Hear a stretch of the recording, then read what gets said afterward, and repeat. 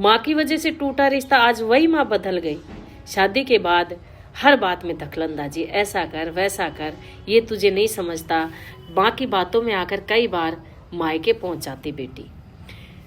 पति उसे समझाता, घर दो लोगों से मिलकर बनता है, तीसरे की दखलंदाजी रिश्तों को तोड़ देती है।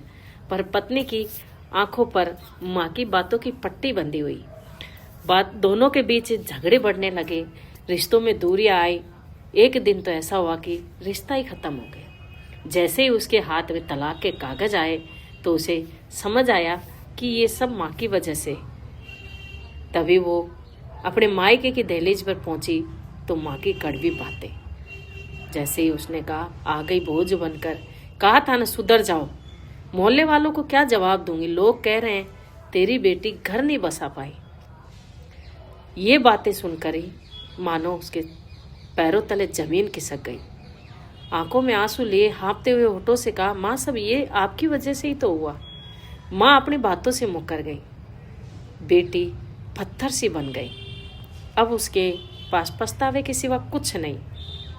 उसे अपनी गलतियां दिखने लगी।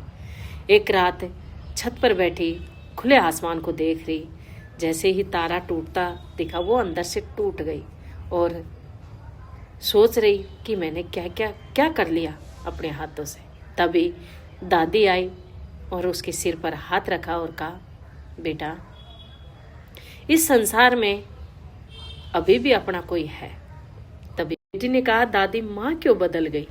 तभी दादी ने कहा, बेटा बढ़ता समाज का दबाव और डर सबको बदल देता है, पर इस संसार में तुम्हारा अपना है अभी भी।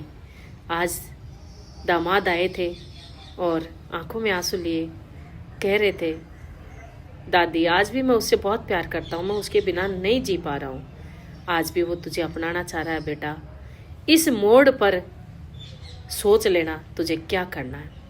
तभी उसकी आंखों में एक हल्की सी चमक आई और कहा, दादी मैंने जिस व्यक्ति के साथ इतना बुरा बर्ताव किया, आज भी वो मुझे प्यार करता है।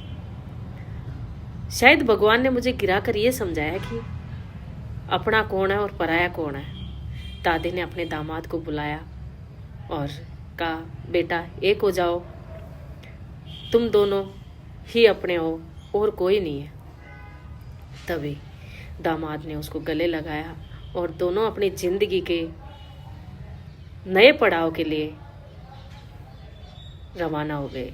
तो मैं कहना चाहती हूँ कि अपने रिश्तों में किसी तीसरे को मत आने दो, चाहे कोई भी हो।